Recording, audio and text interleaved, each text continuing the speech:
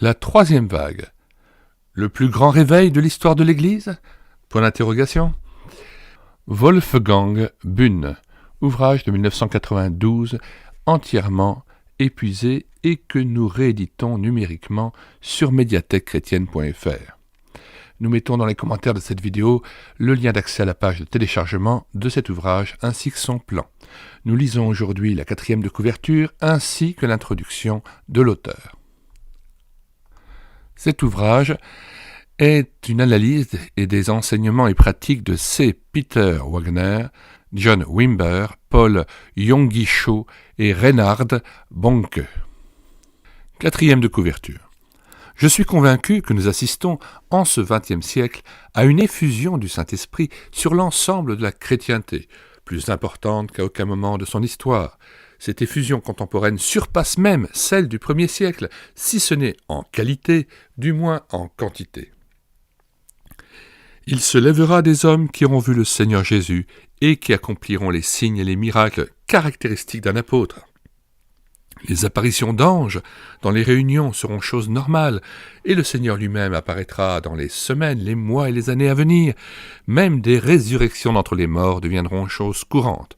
Vous verrez repousser des membres amputés lorsque la lumière émise par la main de l'évangéliste tombera sur ces personnes infirmes. Ce sont là quelques-unes des affirmations par lesquelles les deux chefs de file de la troisième vague caractérisent un mouvement qui veut être la continuité et le complément des mouvements pentecôtistes et charismatiques. En mettant l'accent sur les signes et les miracles comme preuve de l'irruption du règne de Dieu, la troisième vague s'est répandue comme une traînée de poudre. S'agit-il vraiment d'un réveil spirituel que nous devrions accueillir avec reconnaissance ou d'une ruse subtile caractéristique de la fin des temps qu'il faut dénoncer ? Ce livre présente les enseignements et les pratiques des principaux responsables du mouvement. Il les analyse à la lumière des Écritures afin de donner au lecteur les moyens de s'orienter et de juger. Lecture de l'introduction. La troisième vague. Le plus grand réveil de l'histoire de l'Église ? Point d'interrogation. Je suis convaincu que nous assistons, en ce XXe siècle, à une effusion du Saint-Esprit sur l'ensemble de la chrétienté, plus importante qu'à aucun moment de son histoire. Cette effusion contemporaine surpasse même celle du 1er siècle, si ce n'est en qualité, du moins en quantité. C. P. Wagner, note 1. La plupart des citations sont tirées d'ouvrages de C. P. Wagner, John Wimber et Yonggi-Cho, traduits de l'anglais en français. Bien que leur qualité littéraire soit critiquable, nous les avons reproduites telles qu'elles figurent dans ces ouvrages sans les retoucher afin que le lecteur qui désire s'y reporter puisse s'y retrouver. Dieu est actuellement en train de réhabiliter la fonction de prophète. C'est toujours une citation. Dans les années à venir, le prophète jouera un rôle essentiel dans la naissance et l'extension du réveil. Autre citation. Dieu est aussi à l'œuvre pour réintroduire la fonction apostolique dans l'Église. Il se lèvera des hommes qui auront vu le Seigneur Jésus et qui accompliront les signes et les miracles caractéristiques d'un apôtre. Depuis le 1er siècle, nous n'avons plus connu de tels hommes. Mais si Dieu en a suscité au début de l'Église, pourquoi ne le ferait-il pas à la fin ? Il y aura également une nouvelle approche du surnaturel. Les apparitions d'anges dans les réunions seront choses normales. Et le Seigneur lui-même apparaîtra dans les semaines, les mois et les années à venir. Les guérisons seront tellement entrées dans les habitudes que même des enfants seront en mesure de les opérer de façon régulière. Même des résurrections d'entre les morts deviendront choses courantes. Vous verrez des évangélistes ayant les dons de guérison élever leurs mains, et une lumière jaillira de ses mains. Si cette lumière atteint une personne malade, celle-ci sera instantanément guérie. Vous verrez repousser des membres amputés lorsque la lumière émise par la main de l'évangéliste tombera sur ces personnes infirmes. John Wimber. Par ces affirmations, C. Peter Wagner et John Wimber caractérisent un mouvement qu'ils ont eux-mêmes nommé la troisième vague du Saint-Esprit ou le Power Évangélisme, expression que nous rendrons, faute de mieux, par évangélisation de puissance. Ce mouvement a connu une relative accalmie ces dernières années, mais C.P. Wagner et John Wimber, ces deux leaders, envisagent pour les mois à venir, à travers toute l'Europe, de grandes manifestations qui rempliront de nombreuses colonnes dans la presse charismatique et évangélique et susciteront de grands débats d'opinion au sein des églises. Les évangéliques européens ont donc devant eux des mois qui s'annoncent chauds. Cette vague, qui a pris naissance en Californie au début des années 80, se définit comme un mouvement unificateur qui cherche à tout prix à réduire le fossé entre chrétiens. Pourtant, la théologie de cette troisième vague contient des théories et des pratiques très contestées par les chrétiens attachés à la Bible.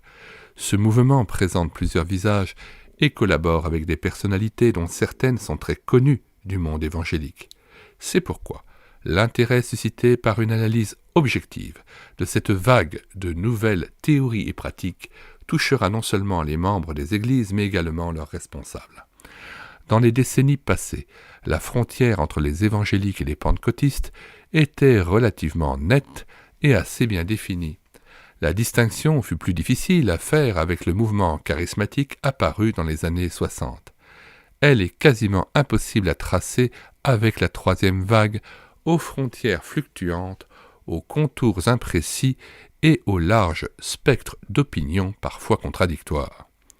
Ainsi, au congrès sur l'Église qui se tint à Nuremberg en novembre 91, aux côtés de C.P. Wagner, se trouvait une quarantaine d'orateurs connus d'Allemagne et d'ailleurs. Parmi eux, des charismatiques notoires prêchaient le baptême de l'Esprit et son signe initial, le parler en langue. De même des évangéliques qui, du moins je le suppose, ne partageaient pas cette théorie du baptême de l'Esprit à cause de leur arrière-plan luthérien, ont fait cependant ces dernières années nettement cause commune avec le mouvement dit de croissance de l'Église et avec la troisième vague. D'autres encore, qui ne défendent personnellement pas les théories et les pratiques de la troisième vague, étaient là. N'ont-ils pu se soustraire à l'invitation ou s'y sont-ils rendus comme autrefois les invités d'Absalom qui l'avaient accompagné en toute innocence, ignorant tout de cette conspiration de Samuel 15, verset 11. Nul ne le sait.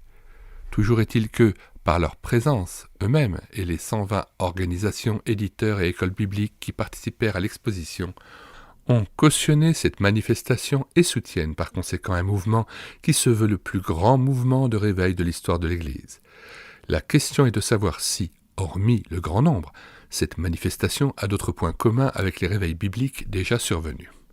Examinons donc attentivement les exposés suivants qui traitent de l'histoire, des doctrines et des pratiques de la troisième vague. Je me suis efforcé de donner une information objective et bienveillante, de ne pas tordre le sens des citations, ni de les détacher de leur contexte. Malheureusement, peu de responsables charismatiques sont prêts à se soumettre à un examen critique. John Wimber lui-même a souvent déclaré qu'il ne lisait par principe jamais les études critiques qui portent sur sa personne ou ses écrits parce que Dieu le lui aurait interdit. Ces analyses critiques le décourageraient et le rempliraient d'amertume. En agissant ainsi, il refuse un des dons de l'esprit, celui du discernement des esprits, 1 Corinthiens 12, verset 10, que Dieu accorde à l'Église pour qu'elle puisse corriger ses « docteurs » entre guillemets et se protéger des erreurs. C.H. Spurgeon déclara un jour avoir appris davantage des critiques de ses adversaires que des flatteries de ses admirateurs. Nous devrions tous être reconnaissants pour les mises en garde, considérant notre propre cécité sur nos erreurs, cécité, notre aveuglement. Je voudrais cependant encore souligner avec force une chose importante. J'ai conscience que le développement des erreurs et des hérésies dans la chrétienté a pour cause principale notre infidélité. En tant qu'évangéliques conservateurs, nous sommes évidemment très attachés à la Bible, mais nous avons aussi parfois malheureusement négligé des doctrines importantes de la parole de Dieu et failli dans l'expression pratique de notre amour et de notre consécration à Christ. C'est pourquoi les 3 vagues du Saint-Esprit constituent pour nous tous un défi à relever et une pierre de touche pour éprouver notre fidélité à l'égard de ce que Dieu nous a déclaré dans sa parole. Nous mettons dans les commentaires de cette vidéo le lien d'accès à la page de téléchargement de cet ouvrage sur le site internet médiathèque-chrétienne.fr, site que j'ai créé afin de pouvoir rééditer numériquement et gratuitement et mettre à disposition de l'Église les ouvrages épuisés et non réédités de la littérature chrétienne évangélique. Nous mettons en plus de ce lien le plan de cet ouvrage. Nous vous invitons à vous rendre sur la page d'accueil de médiathèque-chrétienne.fr et de télécharger aussi l'ouvrage de Ralph Chalice, Le don de parler diverses langues, Si la trompette rend un son confus, l'ouvrage de Fernand Legrand, Tout savoir sur le parler en langue, et l'ouvrage de Langue, D'où viennent ces langues, qui sont une critique très détaillée et très documentée sur les errements du mouvement charismatique et pentecôtiste et sur le danger du parler en langue. Nous mettons dans les commentaires de cette vidéo aussi le lien d'accès à la page de téléchargement de ces mêmes ouvrages. Nous vous disons au revoir et à bientôt.